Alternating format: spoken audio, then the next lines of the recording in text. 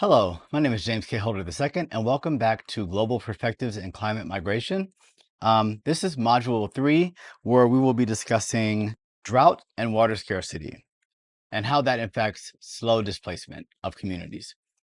So, our objectives for today include providing an overview of water-driven displacement, and we'll also discuss how water scarcity in multiple forms contributes to sort of instability within communities and therefore displacement and even at times conflict. Um, this can lead to internal displacement and also like international migration, climate migration rather. So we'll have a case study at the end where we'll discuss this, but since this course is being taken at Georgia Tech, I wanted to kind of bring up a more local example. In 2007, and over the course of several years, but it really hit its peak in 2007, Atlanta was faced with a massive drought. We had extensive drought conditions that really were pervasive throughout the entire state and much of the Southeast. This contributed to a lot of issues in governance and even conflicts across state lines, where there were battles, legal battles, about Georgia's supposed access to the Tennessee River.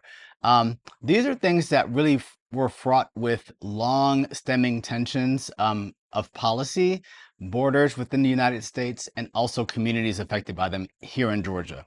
We're not going to go too far into this example, but I'm showing this map as an example of how much of the state was at minimum abnormally dry, and at worst, drought exceptionally dry.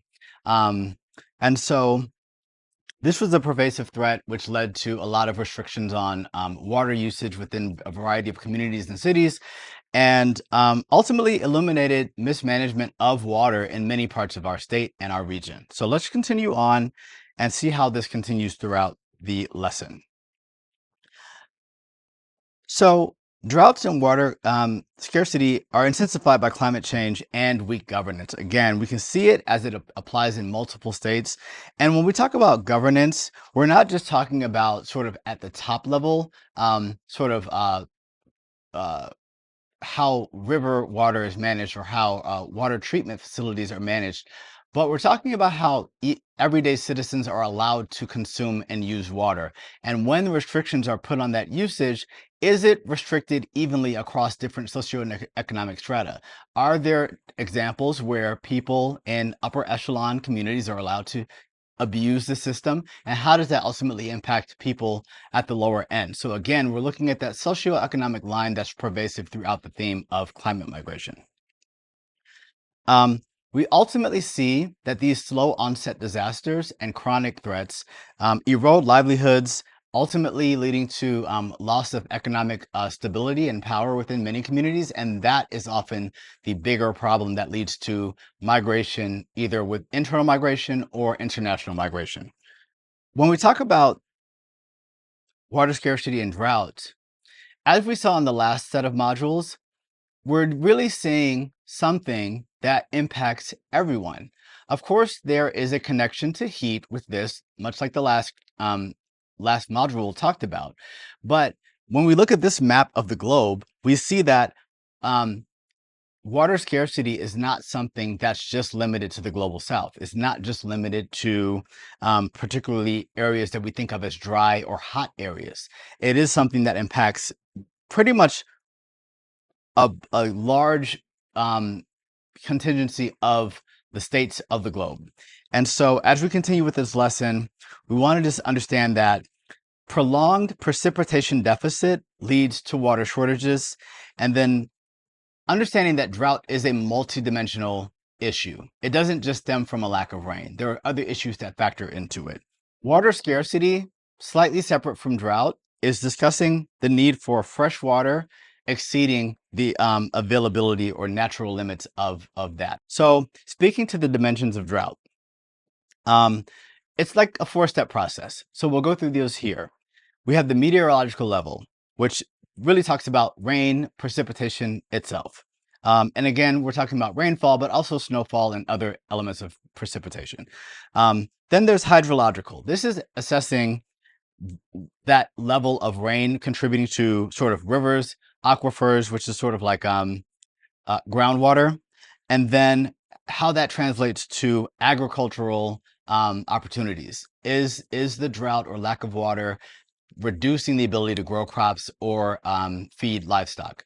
And then also, we've got the socioeconomic condition, which is a result of that, right? If we have large pastoral communities or countries where a vast majority of the industry is about farming, then if you don't have the ability to farm because there isn't enough water to produce the crops as you need, it ultimately is going to create a socioeconomic strain, which involves price hikes in foods and even food for livestock, which contributes to the increased price in meats as well.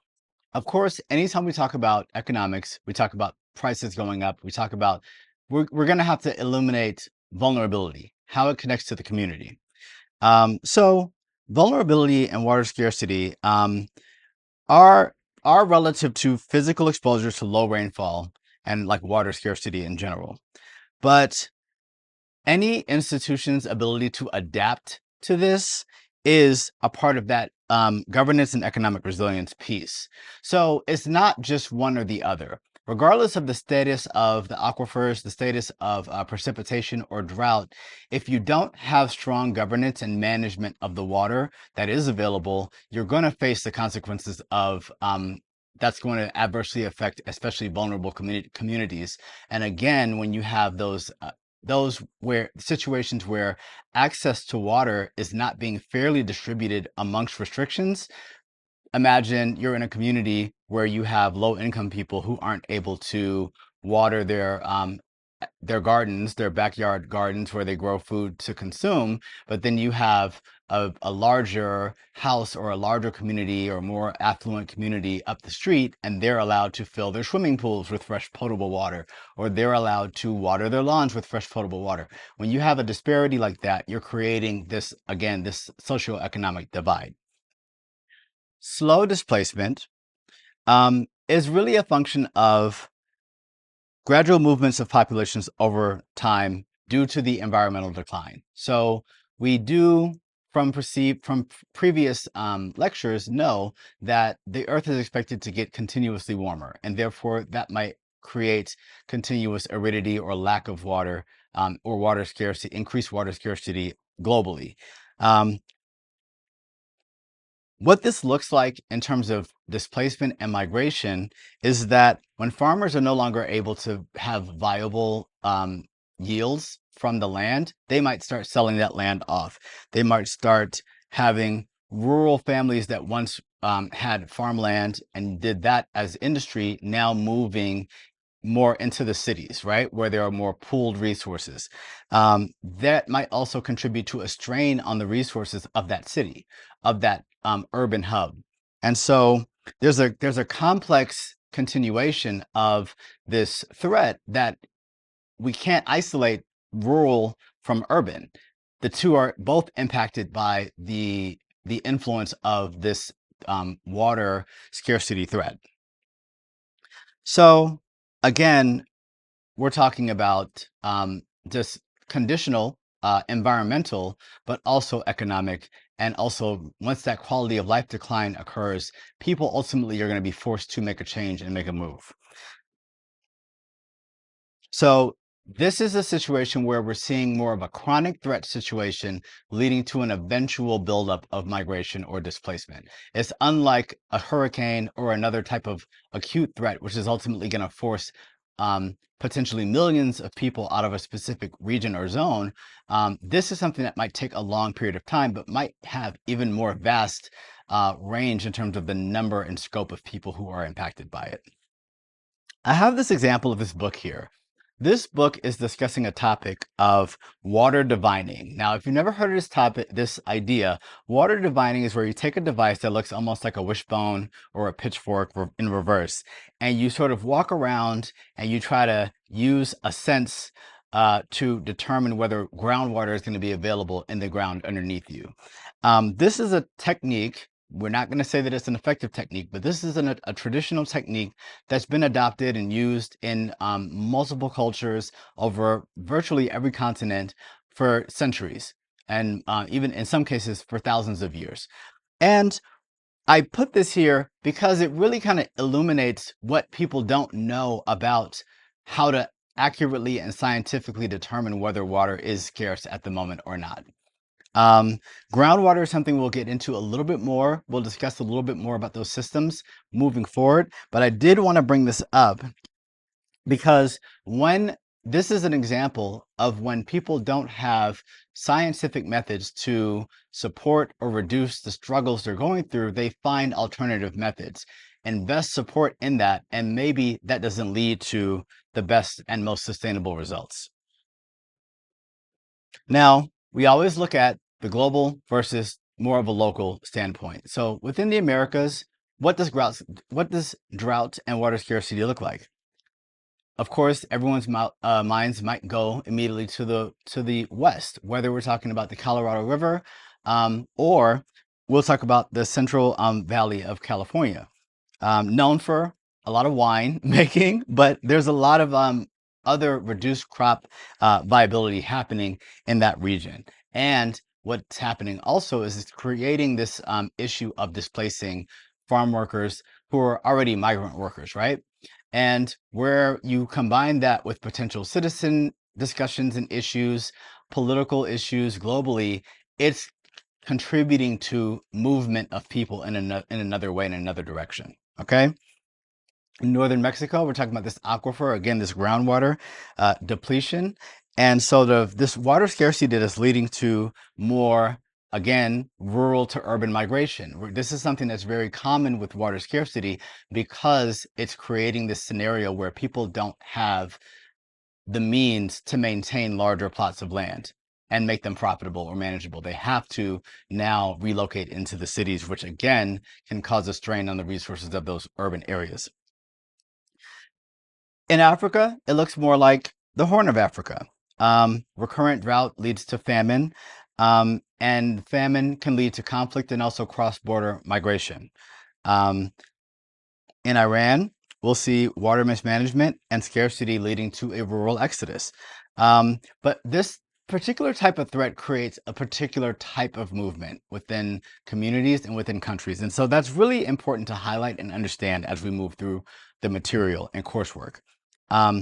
In the Sahel, which we've talked about this region before, the desertification or that increased aridity and water scarcity condition of traditionally pastoral nations and countries and societies, it's altering the movement patterns and the migration patterns that already existed in those communities. And so that's something that we have to be mindful of as we address the issue of climate migration.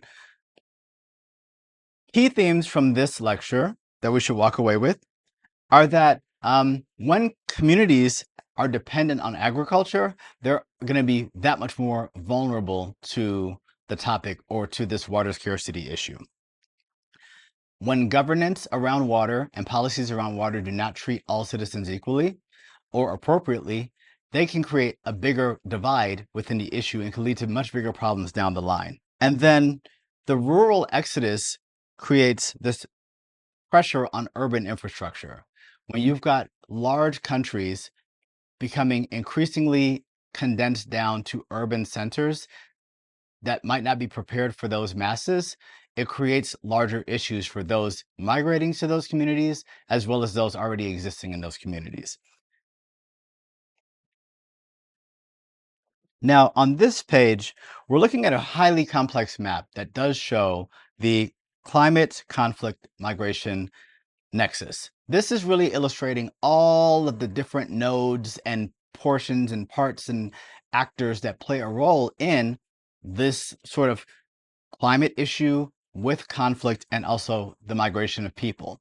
Now, I'm not going to go through this exact example, but what we can see from here is that we're talking about the same types of things that we've discussed in this lecture so far. What leads to a food crisis? Are there natural catastrophes involved? Is poverty something to be considered with this? Is there failure of governance nationally that impacts how these things are changed? And the two largest spheres here involve failure of climate change mitigation and adaptation. Again, recognizing that climate change is something that is potentially inevitable, but there are ways around it and there are ways to navigate that process. And so when you have a failure to navigate that process, it ultimately can lead to a large scale involuntary migration. And as we know that climate migration is multi-causal, it can absolutely be a function of any of these surrounding issues. In a more condensed diagram, we're looking at really how conflict is a cycle of that causes migration, and the migration itself can also cause the conflict. If you've got people who are straining resources because of their movement, it can create political divides or exacerbate political divides or tensions that already existed in populations. And then that can again lead to conflict that forces additional migration, or the other way around. But either way, climate is factoring into both of those independent sectors. And we see it here in our case study for the week, the Syrian droughts of 2006 to 2010. And anytime we talk about drought and aridity and water scarcity, if there's a date range, it might reflect a more narrow or a broader scope of like when symptoms of these conditions were actually arising or when people actually noticed them. So it is something that, you know, with the dates, be mindful that you could see impacts or results of things that happened from this drought that extend beyond that 2010 line. Okay. So this is something that happened in northeastern Syria, where basically multiple successive years of drought and water scarcity led to the inability to grow crops. And this dropped the ability of farmers to make funds, which led to a lot of internal migration, but specifically rural to urban migration. 1.5 million people were displaced internally in urban areas due to the combination of the economic collapse of this and also the movement from rural to urban. Now, that sounds very drastic for any society. And then we're talking about additional rising of debts. And when we layer on those political differences and challenges that already existed, challenges with existing leadership that were already there and potentially bubbling over because of, you know, again, political differences or controversies existing in the state, you're seeing now the sort of perfect storm that builds into conflict. And so heightened tensions in an already fragile governance are what lead to potential disastrous conflict in addition to migration, which is whether it's internal and then leading to subsequent external and international migration. Now, I want to point to this chart here, which this chart really discusses a survey of farmers who pretty much relocated, and they're saying why they relocated or whether they agree with the fact that they migrated within Syria in this window of 2006 to 2010, or if they did it just after 2011. So again, there's a correlation between the 2006 to 2010 window and also the after 2011. You can see it because it's pretty consistent, except maybe like the not sure, not applicable. But those who agree or don't agree strongly, there's a correlation between those two numbers. So that speaks again to that, making sure that you realize that like the conditions that existed in a drought phase can extend beyond that window of the physical drought itself. Over 40% of respondents are saying that they migrated within Syria because of the drought. So again, we don't really have within climate migration ability to really pinpoint or this comprehensive survey that allows us to understand a a single reason, a single origin, reason, or story of why a migration happened. But we're seeing it in this survey that people are really expressing, this is why.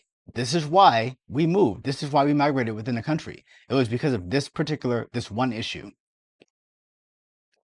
Now, on this slide, we're really saying that this combination of this governmental decline, the social fragility, and the drought in combination with the displacement of people led to sort of the protests and demonstrations that caused this this conflict and this problem. So if we look at this middle column here, B, it talks about this direct path potentially.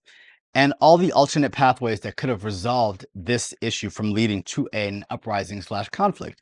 We have a meteorological drought leading to a shock to the agricultural system, leading to agricultural collapse, or leading to out-migration from rural areas, leading to conflict and uprising. Now, alternatively, if there had been proper interventions, once there was an understanding that there was a disruption to the agricultural system, there could have been means of avoiding that conflict. And that's also important to understand because that goes along with that proper governance and understanding that despite the fact that those droughts exist and they may be inevitable, there are things that could be done if there was the proper intention or purpose behind doing so. So that brings us to the conclusion of this lecture. The key takeaways are really the fact that water scarcity and the conditions around it aren't just about a lack of rainfall, okay? There also is an equity piece involved, and we see that throughout this topic. There's also that drought is a slower disaster that shapes migration patterns over decades, not days. So again, this constant ebb and flow of internal migration, this rural to urban, then leading to international migration as resources are exhausted. That's something that we see very plainly and clearly. The justice lens also shows that, again, those who contribute least to these issues are often the ones that take the brunt of the negative force and result of what happens. And moving forward into Module 4, where we'll be discussing flooding, particularly urban flooding, we're going to take another look at examples in the Global South that speak to this same multi-causal situation of water, how it connects with societies, and how those societies are governed and managed. Thank you.